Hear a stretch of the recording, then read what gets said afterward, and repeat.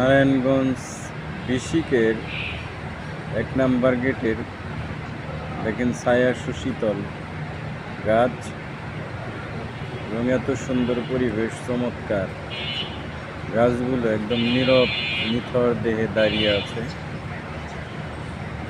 মৃদু মৃদু বাতাস গাছগুলাকে দোল খাওয়াচ্ছে। দেখেন একদম চমৎকার এবং অসাধারণ একটি পরিবেশ, দারুণ। দেখুন ছোট্ট একটি মাচা, এখানে ঘরোয়াভাবে এই লাউ গাছ রোপণ করা হয়েছে। পাশে